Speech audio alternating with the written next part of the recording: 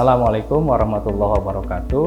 Bersama saya Asep Saiful Rahman dari Program Studi Perpustakaan dan Sains Informasi. Di dalam mata kuliah Kerjasama Lembaga Informasi, ada materi penting yang harus dipelajari oleh para mahasiswa, yaitu tentang negosiasi dan lobby. Negosiasi dan lobby ini merupakan hal yang penting di dalam membangun kerjasama ataupun kemitraan, baik lembaga informasi maupun perpustakaan. Di dalam materi ini, paling tidak ada 4 hal yang akan disampaikan. Yang pertama adalah tentang apa itu negosiasi dan lobby.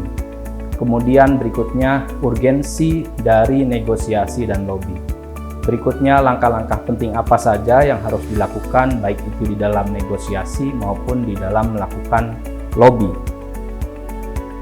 Negosiasi adalah proses komunikasi dan interaksi antar para pihak untuk mencapai kesepakatan bersama yang saling menguntungkan.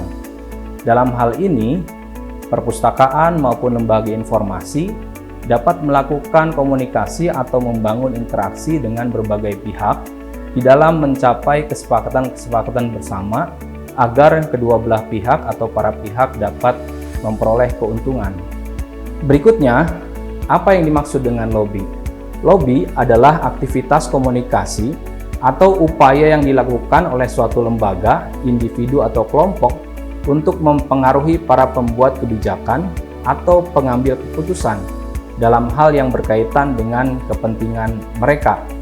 Misalnya, para pustakawan mempengaruhi para pimpinan di lembaganya agar memberikan dukungan terhadap program-program atau ide gagasan yang dimiliki oleh para pustakawan untuk mengembangkan berbagai kegiatan di perpustakaan. Apa yang menjadi penting dilakukannya lobby maupun negosiasi? Di lembaga informasi termasuk di perpustakaan, penting sekali untuk menerapkan 2 hal ini karena alasan berikut. Yang pertama, kita tentu tahu bahwa tidak ada satupun lembaga informasi ataupun perpustakaan yang memiliki sumber daya yang lengkap dan memadai. Kemudian yang kedua, terbatasnya anggaran untuk pengembangan program maupun kegiatan, baik itu di lembaga-lembaga informasi maupun perpustakaan. Yang ketiga, tidak semua kemampuan dimiliki oleh staf di dalam melakukan program maupun kegiatan. Untuk itu diperlukan sinergi kolaborasi dengan para ahli dan pakar lainnya di dalam mengembangkan berbagai kegiatan maupun program. Kemudian, perlunya dukungan kebijakan dan anggaran untuk keberlanjutan pengembangan lembaga informasi maupun perpustakaan. Dan terakhir, kenapa negosiasi ataupun lobby ini diperlukan? Karena negosiasi dan lobby ini penting untuk membangun kemitraan strategis dengan berbagai stakeholder dalam pencapaian tujuan bersama. Kemudian, agar negosiasi ini dapat dilakukan dengan baik, maka ada beberapa hal penting yang harus dilakukan. Langkah-langkah penting di dalam melakukan negosiasi meliputi yang pertama, kita harus mengidentifikasi kepentingan dan tujuan apa saja di antara para pihak, termasuk lembaga yang menaungi lembaga informasi atau perpustakaan itu sendiri. Kemudian yang kedua, kita harus mempersiapkan berbagai data dan informasi yang relevan agar negosiasi dapat dilakukan dengan baik. Kemudian berikutnya, berkomunikasi secara efektif, terbuka, dan jujur.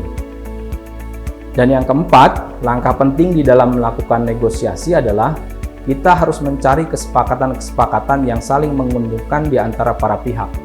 Dan terakhir, agar negosiasi ini dapat diketahui oleh para pihak, ya. Kemudian berikutnya kita harus menyusun dokumen kesepakatan yang jelas dan terperinci. Kemudian bagaimana agar lobby dapat dilakukan dengan baik? Maka ada langkah-langkah penting yang perlu dilakukan. Yang pertama, kita harus mengidentifikasi pihak-pihak yang perlu dipengaruhi. Apakah dia seorang pimpinan di lembaga kita ataupun rekan-rekan di lembaga lain misalnya, atau para pengambil atau pemangku kebijakan, ya, di lembaga-lembaga lainnya. Kemudian berikutnya yang kedua adalah melakukan penyusunan pesan dan argumentasi yang kuat agar lobby dapat dilancarkan dengan baik. Kemudian yang ketiga, kita harus membangun aliansi ataupun dukungan dari para pihak yang lain.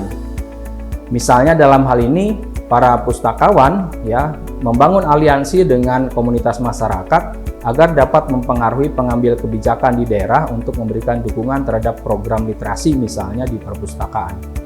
Kemudian yang keempat, melakukan komunikasi yang efektif agar lobby ini dapat dipahami ya kemudian juga diterima dengan baik oleh pihak-pihak yang kita lobby. Kemudian lobby harus dilakukan secara terbuka dan transparan. Yang keenam ya, dalam melakukan lobby ini kita juga penting untuk memperhatikan resiko yang akan terjadi. Dan komitmen untuk melakukan kompromi ini juga perlu dilakukan di dalam aktivitas lobby. Berikutnya, lobby ini harus terus kita pantau dan kita evaluasi. Ya, lobby tidak bisa dilakukan hanya satu kali kemudian kita tinggalkan begitu saja. Tetapi kita harus perhatikan, kita harus lihat bagaimana perkembangan atau hasil dari kegiatan lobby yang sudah kita lakukan. Berikutnya, kita harus patuh terhadap aspek-aspek yang berkaitan dengan hukum dan etika di dalam melakukan lobby. Dan terakhir, di dalam melakukan lobby kita harus lakukan dengan cara-cara yang fleksibel ya, tidak mengganggu para pihak ya, kemudian juga dapat diterima ya oleh pihak-pihak yang kita lobby. Itu saja yang dapat disampaikan kaitan dengan lobby dan negosiasi ya sebagai salah satu hal penting di dalam membangun kemitraan, termasuk dalam hal ini kemitraan yang dilakukan oleh lembaga informasi maupun lembaga perpustakaan. Selamat belajar, sampai berjumpa kembali.